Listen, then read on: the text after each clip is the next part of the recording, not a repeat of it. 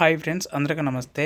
మన యొక్క కేంద్ర ఆర్థిక మంత్రి అయిన నిర్మలా సీతారామన్ గారైతే బడ్జెట్ని అయితే ప్రవేశపెట్టడం జరిగింది. ఈ బడ్జెట్లో అయితే ఒక ఇంపార్టెంట్ స్కీమ్ని అయితే ప్రమోట్ చేయడం జరిగింది. ఆ స్కీమ్ ఏంటో ఈ వీడియోలో తెలుసుకుందాం. ఫస్ట్ టైం కనుక నా ఛానల్ చూస్తున్నట్లయితే లైక్ చేయండి, సబ్స్క్రైబ్ చేయండి and me friends and family మెంబర్స్కి షేర్ చేయండి. ఇక వీడియో చూసుకున్నట్లయితే కేంద్ర మంత్రి నిర్మలా సీతారామన్ బడ్జెట్ 2025-26 ప్రసంగంలో దేశవ్యాప్తంగా ఉన్న రైతుల కోసం ప్రధానమంత్రి ధన్ ధాన్య కృషి యోజన అనే పథకాన్ని ప్రకటించారు. ఇది రైతులకు అన్ని రకాలుగా ఉపయోగపడుతుందని, వారి ఆర్థిక పరిస్థితులు మెరుగవుతుందని తెలిపారు. ఈ పథకం ద్వారా దేశవ్యాప్తంగా రాష్ట్రంలో తక్కువ దిగుబడి, తక్కువ ఆదాయం వస్తున్న 100 జిల్లాలను ఎంపిక చేస్తారు. ఈ జిల్లాలకు ప్రత్యేకంగా డబ్బులు ఇస్తారు. ఆ డబ్బులు రైతులకు చేరుతుంది. తద్వారా వారి వ్యవసాయ దిగుబడికి ఆదాయం పెరుగుతుంది. దేశవ్యాప్తంగా 1.7 కోట్ల మంది రైతులకు ఈ పథకం ప్రయోజనం కలిగిస్తుందని చెప్పారు.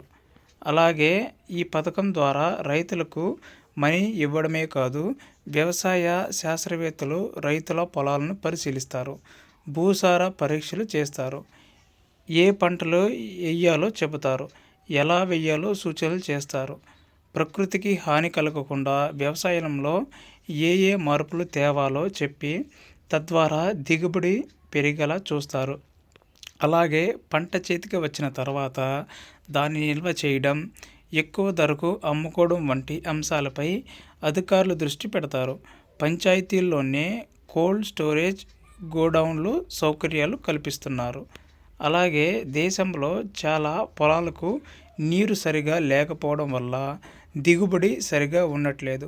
అందువల్ల ఎంపిక చేసిన జిల్లాలకు నీటి సదుపాయం పెరుగుతుంది. అలాగే దిగుబడి పెరగడానికి ఏ మార్పులు అవసరమో అవన్నీ అధికారులు, వ్యవసాయ శాస్త్రవేత్తలు కలిసి చేపడతారు.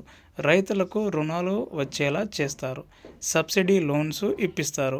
మైక్రో ఫైనాన్స్ అవకాశాల ద్వారా రైతులు తమకు కావాల్సిన యంత్ర పరికరాలు కొనుక్కునేలైతే చేయడం జరుగుతుంది. దీనికి సంబంధించి అర్హతలు చూసుకున్నట్లయితే ఈ పథకం పొందాలంటే రైతులు తప్పనిసరిగా భారతీయులై ఉండాలి, వ్యవసాయం చేస్తూ ఉండాలి, తక్కువ దిగుబడి వచ్చే 100 జిల్లాల్లో ఎక్కడో ఒక చోట నివసిస్తూ ఉండాలి.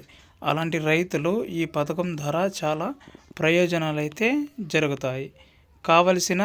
ఈ పథకానికి సంబంధించి కావాల్సిన పత్రాలు చూసుకుంటే, ఈ పథకం కోసం దరఖాస్తు చేసుకోవాలంటే రైతులు తప్పనిసరిగా కొన్ని అవసరమైన పత్రాలు కలిగి ఉండాలి. అవి ఆధార్ కార్డు, భూమికి సంబంధించిన పాస్ పుస్తకం, ఆధార్ లింక్ అయిన బ్యాంక్ అకౌంట్ వివరాలు, పాస్పోర్ట్ సైజ్ ఫోటో కలిగి ఉండాలి. అలాగే కులం, ఆదాయ ధృవీకరణ పత్రాలు కూడా కావాలని అడిగే అవకాశం అయితే ఉంది.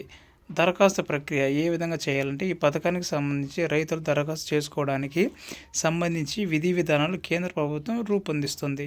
త్వరలోనే వీటిని విడుదల చేసి దరఖాస్తు ప్రక్రియ చేపడుతుంది. అందువల్ల రైతులు కేంద్ర ప్రభుత్వ అధికారులకు వెబ్సైట్లను గమనిస్తూ ఉండాలి. లేదా ప్రభుత్వం మార్గదర్శకాలు విడుదల చేయగానే నేనైతే వీడియోస్ రూపంలో మీకైతే తెలియపరుస్తాను.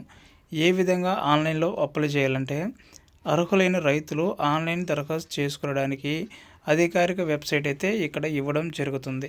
సో దీనికి వెళ్ళి ఈ సైట్లో ముందుగా రిజిస్ట్రేషన్ చేసుకోవాలి. పేరు, మొబైల్ నెంబర్ ఇచ్చి రిజిస్ట్రేషన్ చేసుకోవచ్చు. ఆ తర్వాత మాత్రమే లాగిన్ అవ్వడానికి వీలవుతుంది. ఇది పూర్తయితే కేంద్రం ఎప్పుడు దరఖాస్తును ఆహ్వానిస్తుందో అప్పుడు వెంటనే లాగిన్ అయ్యి దరఖాస్తు చేసుకోవడానికి వీలవుతుంది. ఇదే కాదు, కేంద్రం తెస్తున్న చాలా పథకాలు ఈ సైట్లో దరఖాస్తు చేసుకోవచ్చు. సో ఇది ఫ్రెండ్స్ ఇవాల్టి వీడియో. కేంద్రానికి సంబంధించి ఒక అద్భుతమైన స్కీమ్ అయితే కేంద్ర మంత్రి నిర్మలా సీతారామన్ గారు అయితే ప్రకటించడం జరిగింది. ఆ పథకం చూసుకున్నట్లయితే ధన్ ధాన్య కృషి యోజన. సో ఇదైతే దీంట్లోకి వెళ్ళి రిజిస్ట్రేషన్ చేసి పెట్టుకోండి. ఎప్పుడైతే వస్తుందో వెంటనే అప్లై చేయడానికి వీలవుతుంది. Thank you for watching.